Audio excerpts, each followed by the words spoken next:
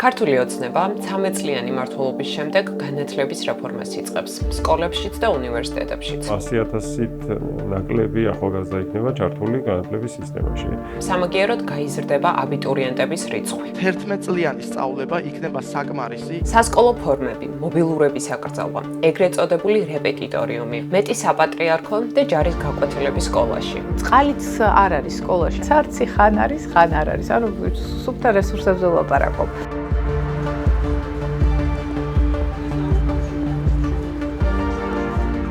ყოველგვარი ცვლილება საზოგადო განათლების სისტემაში უნდა ეყრდნობოდეს მეცნიერულ საფუძველს. უნივერსიტეტებში კი ფუნდამენტურად განსხვავებული სისტემა. ერთი ქალაქის, ერთი ფაკულტეტის იდეა, უფასო სწავლება. და იგივე ლაპარაკი იმაზე, რომ რა უნდა ამდენ სტუდენტს თბილისში არჯობია თავის მასში დაეტიოს. თავისთავად ეს ამოდის იმ განცდიდან, რომ ჩემი ყმაა და უკეთ რაში დავასაკო. ჭირდებათ ადამიანები, რომლებსაც არ ექნებათ შესაბამისი განათლება.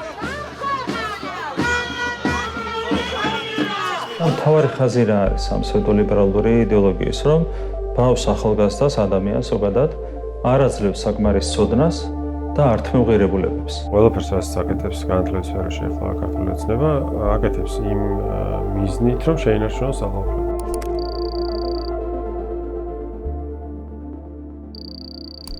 ეს ვიდეო დაახლოებით 2 წლის წინ დმანისის რაიონის სოფელ მამიშლოს სკოლაში გადავიღე. აი ამ სკოლაში დაწყებითი კლასის მოსწავლეები დადიოდნენ. ანუ წარმოიდგინეთ პირველად სკოლაში რომ მიდიხარ და ეს ინფრასტრუქტურა გვხვდება.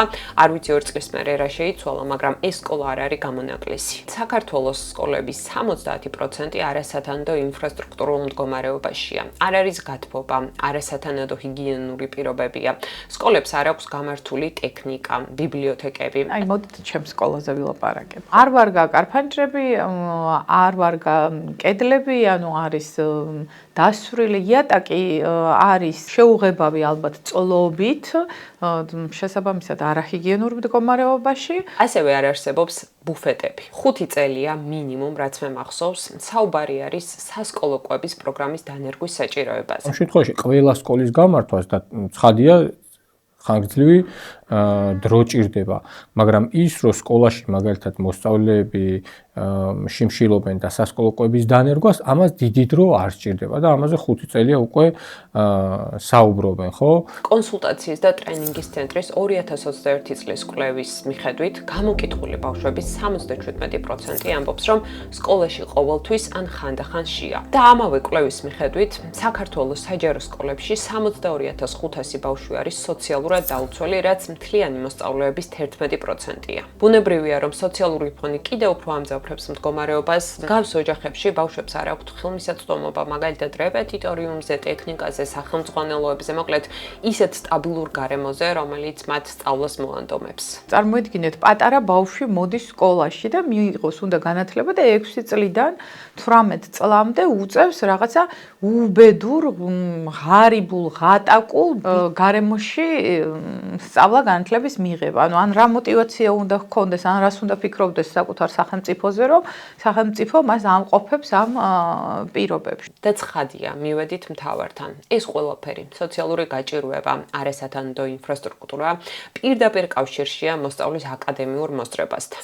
ამ რეალობას ადასტურებს საერთაშორისო კვლევებიც, პისას ბოლო მონაცემებით, საქართველოში მოსწავლეების უმეტესობას დღეს არ შეუძლია წაკითხulis გააზრებაც კი და 91 ქვეყანას შორის ვართ 77 ადგილზე და მოსწავლეებს მათემატიკური და საბუნებისმეტყველო აზროვნების საბაზისო დონეებიც კი არ აქვთ განვითარებული. აი ამ ყველაფრის ფონზე კი ქართული ოცნება ამბობს, რომ პრობლემის გადაწყვეტის გზებია სასკოლო ფორმა, აკრძალვები, მეტი დისციპლინა, რელიგია და ჯარი სკოლებში. თუმცა სანამ ამ დაგეგმილ ცვლილებებსა და შინაარსზე დეტალურად მოგიყვებით, მნიშვნელოვანია გავიაზროთ კონტექსტი. როდის და რის შემდეგ დაიწყო განათლების რეფორმის საჭიროებაზე საუბარი. ქართული ოცნების ხელისუფლებაში ყოფნიდან მაინც და მაინც მე-13 წლის თავზე მიხვდნენ, რომ განათლების სფეროში პრობლემებია და ეხლა სჭირდება ამ პრობლემებს გადაჭრა. მოდი დავიწყოთ ოდნავ შორიდან. 2023 წელს გემახსოვრებათ ქართულმა ოცნებამ დაიწყო ეგრეთ წოდებული გამჭვირვალობის შესახებ კანონზე მუშაობა, რასაც ფართო მასშტაბიანი აქციები მოჰყვა. მაშინ ოცნებას ამ კანონის უკან გაწყვეტა მოუწია სწორედაც რომ ისეთი ფართო მასშტაბიანი პროტესტის გამო. თუმცა ძალიან მალევე 2024 წლის აპრილში ეს კანონი უკან შეტრიალდა პარლამენტში და ქართულმა ოცნებამ ის დაჩქარებული წესით მიიღო. აქციები იმართებოდა მეორეჯერაც პარლამენტის ხდომების პარალელურად, მიუხედავად იმისა, რომ შეიძლება ვერ ვთქვათ, რომ სტუდენტები ახლა პროტესტის ავანგარდში არიან და ძალიან ფართომასშტაბიან აქციებს ატარებენ ხოლმე, იმ პერიოდში ახალგაზრდების აქტიურობა იყო საკმაოდ თვალშისაცემი. და სწორედ აი ამ კანონის მიღებიდან სულ რამდენიმე დღეში საზოგადოებრივ მაუწყებელზე გადის ეს ინტერვიუ. თუ შევხედავთ იმ საზოგადოებას, ვთქვათ, განსაკუთრებით ახალგაზრდებს, ხო? ილიაონის რექტორი იყო გიგი თევზაძე, მისი პოსტის, რომელიც მან შარშან დაწერა, ხაზი გაუსვა იმას, რომ მათი განათლების რეფორმამ გამოიღო ის შედეგი, რომელზეც მათ ჰქონდათ გათვლა და ამ შედეგის ანარეკლი იდგა ქუჩაში. და ამ ინტერვიუს ერთ-ერთი ნაწილი ეხებოდა სწორედაც რომ ახალგაზრდებს, სტუდენტებს, ეგრეთ წოდებულ შეცდომაში შეყვანილ ახალგაზრდა თაობას, ასევე ლექტორებს და კონკრეტულად ილიას სახელმწიფო უნივერსიტეტს. თავარი ხაზი რა არის ამ ფსევდოლიბერალური იდეოლოგიის, რომ ბავშვს ახალგაზრდას ადამიანს ზოგადად არ აძლევს საკმარის ცოდნას და ართმევღირებულებებს. და აქვე შეგახსენებთ, რომ ილიას სახელმწიფო უნივერსიტეტი იყო სხვათა შორის აი ამ პროტესტის პირობებში ერთ-ერთი გამონაკლისი უნივერსიტეტი, რომელსაც არასდროს შეუწყვეტია პროტესტი. სტუდენტების გარდა ძალიან ღიად გამოხატავდნენ ხოლმე მთელი ამ პერიოდის განმავლობაში თვითონ ლექტორებიც და აკადემიური სფეროც საკუთარ აზრს ხელისუფლების მიმართ. და სწორედ აი ამ ინტერვიუმ გაუჩინა მაშინ განათლების მკვლევრებს ეჭვები, რომ რეალურად ქართული ოცნების მიზანი განათლების ხარისხის გაზრდა არ იყო. შეიძლება პოლიტიკური მიგერძობა ნებისმიერ პროფესორს კონდეს, მაგრამ როცა არც კვალიფიკაცია გაქვს და თან პოლიტიკურად მიგერძოებული ხარ, აქ ჩანს სინამდვილეში როგორ ფორმირდებოდა პროფესურა თბილისის სახელმწიფო უნივერსიტეტში. არის მძიმე ჩაგეტილი წრე, ჩამოყალიბებული. და რას უპირებთ ამას?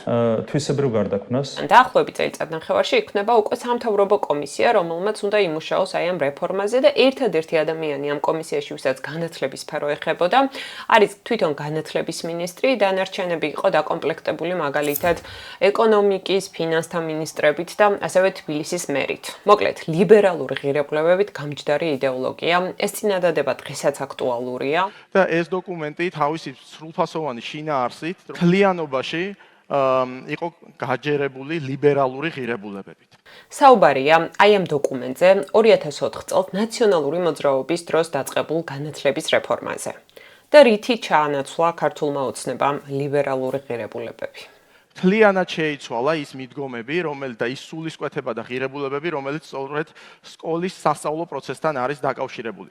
და ის დაეფუძნა ეროვნულ ღირებულებებს, ეროვნულ ფასეულობებს, პატრიოტულ სულისკვეთებას. რეალურად რა არის ეროვნულობა, პატრიოტიზმი, ილიას ლიბერალიზმი, ხო, როგორც ირაკლი კობახიძე ამბობს. ილიას ლიბერალიზმის ერთ-ერთი მთავარი იდეა სწორედაც რომ ეროვნულობა და ღირსება ოღონდ პიროვნული თავისუფლების, პასუხისმგებლობის და სწორედაც რომ განათლების მნიშვნელობის გააზრებით. თუმცა ბოლო წლებია ქართულმა ოცნებამ ამ სიტყვას ფსევდომნიშვნელობა მოუწევნა და ცდილობს ხალხი დააჯეროს, რომ მხოლოდ თავად ეს ამ სიტყვის განმარტება.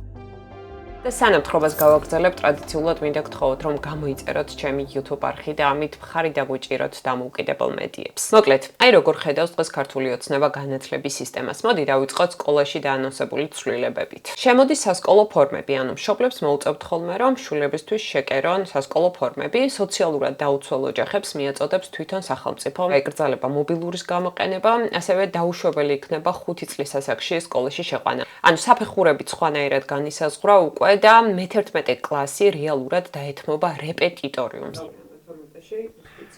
და ესეც კითხვა არის მე-11 კლასში თუ უნივერსიტეტისთვის ემზადები, მე-11 კლასში რაღაც აკეთებ. მე-12 კლასი იქნება არჩევითი. ანუ გაიხსნება გარკვეული კლასები სხვადასხვა სკოლაში, შეიძლება მე თუ მე-11-ში ვსწავლობ და ვირჩევ მე-12, შეიძლება ჩემ სკოლაში არ იყოს ამისი, ასე ვთქვათ, სარეგისტრაციო ბადე გახსნილი და სხვა სკოლაში მომიწიოს უკვე მე-12 კლასში სხვა მოსწავლეებთან ერთად სიარული. მე-11 და მე-12 კლასელები შემდეგ წელს ერთდროულად დაამთავრებენ სკოლას, რაც ნიშნავს იმას, რომ წელს თუ ამთავრებდა 40,000, შემდეგ წელს დაამთავრებს 80,000 ადამიანი. თუ კი ოდესმე ეს მოხდება, იმ პირობებში, რომ უნივერსიტეტებში მისაღები სტუდენტების რიცხვი შემცირებული იქნება, მოხდება ძალიან მარტივი რაღაც.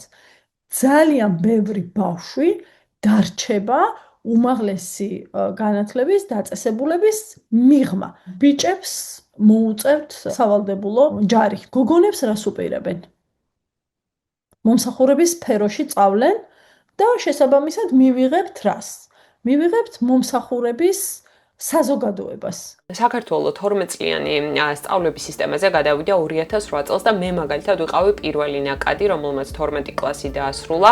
ამ 12 წლიან სისტემაზე გადასვლას ჰქონდა ორი ძირითადი და მნიშვნელოვანი მიზანი. ერთი მხრივ ის იყო მოსწავლეებისთვის განტვირთვის საშუალება, ხო, ერთი წელი, ანუ მეტად დაფიქრება იმაზე, სად უნდა ჩაბარება, რისი გაკეთება უნდა მომავალში და მეორე მხრივ ეს იყო საერთაშორისო განათლების სისტემასთან მორგება, ანუ ბოლონიის პროცესთან. ეს ისპობა საათობრივი ბადე, მოკლედ, რომელიც ითვალისწინებს, რომ კონკრეტულ საგანში აი ამდენი საათი უნდა გქონდეს, ვთქვათ, დაფარული, ეს გაქრება. შეიძლება ვიღაცამ არ დაიჯეროს, რომ მიზანი არის საერთაშორისო იზოლაცია, ან მიზანი არის რაღაცა აზროვნების კონტროლი, ან მიზანი არის ზოგადად საზოგადოების კონტროლი. მაგრამ არა აქვს ამას მნიშვნელობა, დაიჯერებთ თუ არ დაიჯერებთ, შედეგი ეს იქნება. მაშინაც ამბობდნენ განათლების მკვლევრები, რომ რეალურად სკოლა ვერ ახერხებს ზოგადი განათლების მიცემას სათანადოდ მოსწავლისთვის, მაინც უფრო არის გამოცდაზე ორიენტირებული და ეს არ არის, ვთქვათ, ცხოვრებისთვის მომზადება მოსწავლისა. მაგრამ როგორ გადაწყვეტა ქართულმა ოცნებამ ამ პრობლემის მოგვარება? რეალურად შემოიტანა უფრო მეტი სოციალური უთანასწორობა და შემოიტანა მეტი ქაოსი. მე-11 კლასშია ჩემი უფროსი შვილი და შესაბამისად აღმოჩნდით, რა თქმა უნდა, აი ამ დილემის წინაშე, ხო? მე-11 კლასში როცა ჩვენ განსაზღვრული გქონდა, რომ აი გვინდოდა რაღაცა კონკრეტულ მიმართულებაზე ჩაბარება, წელს რაღაც ძალიან წყლარად მშვიდად უნდა დაგვეწყო ამ მიმართულებით უკვე, ვთქვათ, მომზადება, ხო? ეს არის ინგლისურენოვანი პროგრამა, რომელიც შეცვალა საერთოდაც აღარ არსებობდეს და მოდი ახლა დავიწყეთ ფიქრი, მოდი რა გავაკეთოთ. და აუცილებლად უნდა შევეხოთ სახელმძღვანელობის საკითხსაც, რაც ნიშნავს ერთი და იგივე სახელმძღვანელო ყველა საჯარო სკოლისთვის, რომელსაც განათლების სამინისტრო დაწერს. მოდი გადავხედოთ ცოტა ახლო წარსულს, როგორ ხდებოდა ეს ყველაფერი აქამდე. ცხადია, საბჭოთა კავშირში საქართველოსთვის სახელმძღვანელოები იწერებოდა რუსულ ენაზე, ძირითადად მოსკოვში და შემდეგ ითარგმნებოდა ხოლმე, თუ არ ჩავთვლით ისტორიის და ქართული და ენის და ლიტერატურის სახელმძღვანელოებს. 90-იანი წლების შემდეგ გაჩნდნენ ჩვენთანაც გამომცემლობები, დაიწყო უკვე ალტერნატიული სახელმძღვანელოების შემუშავება და გრიფირების პროცესი. თითოეულ სახელმძღვანელოს განსაკუთრებით თუ კი ის არის კომპლექსური სახელმძღვანელო, მაგალითად გეოგრაფიის ან ისტორიის, სჭირდება არა მარტო ტექსტის დაწერა, არამედ შესაბამისი ფოტოილუსტრაციის თუ სხვა ილუსტრაციების მოძებნა, რუკების დამუშავება, ინტერაქტიული მასალის შექმნა და ძალიან რთული სამუშაოა. სულაკაურის გამომცემლობა არის ერთ-ერთი დაახლოებით 20 გამომცემლობიდან, რომელიც აი ამ ბოლო ათწლეულების განმავლობაში საქართველოს სახელმძღვანელოებს ქმნიდა. როგორ აპირებს განათლების სამინისტრო ამის ლოჯისტიკურ მოგვარებას, ეს ჩვენთვის უცნობია. ეს ჩვენთვის ნიშნავს იმას, რომ მაგალითად კულტურის სამინისტრომ თქვას, რომ მე არ მომწონს რა ფილმებს იღებენ და ჩვენთან გადავიღებთ ფილმებს. მე მგონია, რომ უბრალოდ არ ესმით რაზე ლაპარაკობენ, იმიტომ რომ გამომცემლობა მათ გონიათ სტამბაში. თუმცა აქ მთავარი კითხვა, რატომ აკეთებს ახლა? რატო იღებს სახელმწიფო, რომლის ამოცანა ეს არ არის საერთოდ ამის გაკეთების ვალდებულებას შენ თავზე, თუ კი შენ მიზნად არ გაქვს უფრო მკაცრი კონტროლის განხორციელება. და შეიძლება ამის მიზეზი იყოს პროტესტიც. დღეს გამომცემლობების უმეტესობა პროტესტში აქტიურად არის ჩართული. მაგალითად, სინათლე არ უნდა ჩაქრეს მედიების დაწყებული კამპანია, რომელიც ემსახურება აი ამ მედიების გადარჩენას, იმიტომ რომ მოგეხსენებათ, ქართული ოცნების რეპრესიული კანონების პირობებში დღეს კრიტიკულ მედიას სერიოზული ფინანსური პრობლემები აქვს. როდესაც შენ იცავ სიტყვისა და გამოხატვის თავისუფლებას, შენი პროფესია გავალდებულებს იმას, რომ იყოს სოლიდარული ყველა იმ ორგანიზაციის მიმართ და განსაკუთრებით მედიის მიმართ, რომელსაც ზუსტად იგივე ამოცანა აკისრია. და ბოლოს მეტი საპატრიარქო სკოლაში, მეტი ჯარით გაკვეთილები, შინაგან საქმეთა სამინისტროს სამუშაო სპეციფიკის გაცნობა ბავშვებისთვის. ეს არის ძირითადი საკითხები, რომელიც იგეგმება, რომ სკოლაში განხორციელდეს. ერთი შეხედვით იტყვით, რომ რა პრობლემაა ხო, მეტი პატრიოტიზმი, ეროვნულობა, მეტი რელიგია სკოლაში, კონტროლი, დისციპლინა, მაგრამ როგორც ყოველთვის, აქაც მნიშვნელოვანია წინაპირობები და კონტექსტი. ჩვენ ვართ გარშემორტყმული მტრებით, რომ ევროპა მტერია, ამერიკა მტერია, იქ ბიუროკრატია გვეძვის და deep state ძირს კითხვის და რევოლუციებს გვიწყობს. თუ გინდა რომ დააჯერო, ამას სჭირდება იდეოლოგიური საფუძველი. უნდა ასწავლო სკოლაში, რომ აი რაღაცა კონკრეტული შინაარსებმა შეიტანა სკოლაშიც, უნივერსიტეტშიც. და მნიშვნელოვანია, როდესაც ასეთი რეფორმა ანონსდება, საზოგადოებამ იცოდეს, რის საფუძველზე, რა კვლევების და სამეცნიერო ცოდნის საფუძველზე გადაწყვიტა ხელისუფლებამ გარკვეული ცვლილებები. ასე ერთდროულად ყველა ეტაპზე განახორციელოთ ცვლილება ისე, რომ არც ერთი აქტორი მოსამზადებელ ეტაპზე არ იყოს ჩართული, ჩემთვის ძალიან ბევრ კითხვას აჩენს. ადამიანები ზემოდან წყვეტენ ჩვენს ბედს ისე რომ დიდად არაფერს არ გვეკითხებიან და თუ გვეკითხებიან ჩვენი პასუხები დიდად არ აინტერესებთ. ამას იმიტომ ვამბობ, რომ დღეს რეალურად სკოლებში სრულიად სხვა გაცილებით მძიმე გამოწვევებია და ვისაც ჩვილი ყავს, ეს ძალიან კარგად ეცოდინება განსაკუთრებით საჯარო სკოლებში და განსაკუთრებით რეგიონებში. და ახლა გადავიდეთ უკვე უმაღლესი განათლების რეფორმაზე, აქაც ბევრი კითხვა და ბევრი ბუნდოვანებაა. მე ყველასა კი ვერ ჩავდებ ფიზიკურად, შესაბამისად კიდევ ბევრი სალაპარაკოა, მაგალითად ლექტორების შემცირებაზე, სხვა ინფრასტრუქტურულ დაგეგმილ პროექტებზე და აუცილებლად გავაგრძელებ უკვე ჩემს შემდეგ ეპიზოდებში. მაგრამ რამდენიმე მნიშვნელოვანი საკითხი და დავიწყებ უფასო განათლების ცნების შემოტანით, ხო? ეხლა რას ნიშნავს ეს ყველაფერი? ქართულმა ოცნებამ აღნიშნა, რომ კერძო უნივერსიტეტებში სტუდენტებს აღარ დააფინანსებენ სახელმწიფო გრანტით, სამაგიეროდ უკვე საჯარო უნივერსიტეტებში ყველა სტუდენტს დაუფინანსებენ სწავლებას. რის ხარჯეც მოხდება არის ის, რომ ამბობენ, რომ თქვათ 4 წლის მაგივრად 3 წელი იქნება სწავლა და შესაბამისად ნახეთ, ვისაც თქვათ, აი თქვათ იმ გრანტ სახელმწიფო გრანტს ან პროგრამულ დაფინანსებას ხო უხდიდნენ 4 წელი, იმის ნაცვლად გადავხდიან 3 წელს. რეალურად ზრდის თუ არა განათლების სფეროში, უმაღლესი განათლების სფეროში ამ შემთხვევაში ქართული ოცნება კონტრიბუციას ფინანსურს და იზრდება თუ არა რეალურად განათლებისთვის, უმაღლესი განათლებისთვის გამოყოფილი ბიუჯეტი. საქართველოს ბიუჯეტში ეხლაც არის შემუშავებული არც ერთი თეთრი არ არის გათვალისწინებული ამ რეფორმისთვის. ისინი ამბობენ, ჩვენ გავყიდით შენობებს და აი ამ შემოსული ფულით დავაფინანსებთ ინფრასტრუქტურულ ნაწილს. თესეუს მე-7 კორპუსი ახლა ინვედ არის განიცლება. ეზოში უკვე გამოიტანეს ავეჯის ნაწილი. დაცვის თანამშრომლობა ჯერ არც კი იცის, რომ ობიექტი, რომელსაც იცავს, ჯაბასამუშიამ გააჩუქა. მარტო ჭავჭავაძის გამზირზე არის მე-3, მე-4, მე-6, მე-5 და ამას გაყიდიან და კიდე არის მაღლივი, კიდე არის ინსტიტუტების შენობები, რომლებიც ეკუთვნის ამ უნივერსიტეტს. მათი ფილოსოფია განათლებისაც არის ზუსტად ესეთი, რომ აი რაღაცა საბაზრო ეკონომიკის პრინციპებით უყურებენ, რომ იყიდი, გაყიდი და რაღაცა როგორც პროდუქტი თითქოს არანაირი პრობლემა არ არის. და ბოლოს, ერთი ქალაქი, ერთი ფაკულტეტის კონცეფცია. თბილისში ერთი ფაკულტეტი იქნება შექმნილი მხოლოდ ერთ სახელმწიფო უნივერსიტეტში. ხარისხი იზრდება იქ, სადაც არსებობს კონკურენცია. და იქ, სადაც კონკურენტულ გარემოს მიიღებ უბრალოდ რაღაცა გაყინულ, დორედ მიმდინარე პროცესს. ეს გადანაწილება უნდა განხორციელდეს უნივერსიტეტების ტრადიციული ფუნქციის გათვალისწინებით. აი მაგალითი მომიყვანონ სახელმწიფო უნივერსიტეტის, სადაც მაგალითად მხოლოდ ჰუმანიტარული მიმართულება არსებობს. რომ უნივერსიტეტი თვითონ სიტყვა ნიშნავს უნივერსალურს, ხო, რაღაცნაირად მეტნაკლებად ყველა სფერო უნდა მან მოიცვას.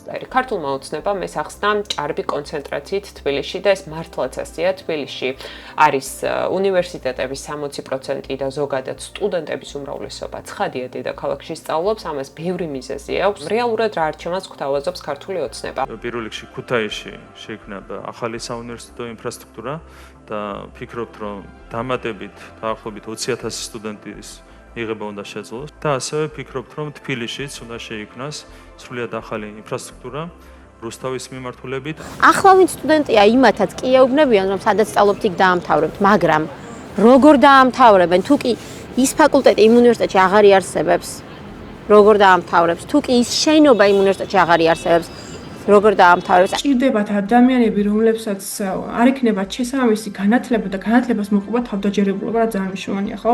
როცა საკუთარ თავის ძალის და რესურსების გჯერა სხვანაირად შეგიძლია მოითხოვო შენიფრობის დაცვაც, მაგალითად. ამიტომ ეს ცვლილება არ უნდა წარმოვიდგინოთ რაღაცა გეოგრაფიულ გადაადგილებად ან რაღაცა რომანტიკულ სტუდენტურ ცხოვრებად.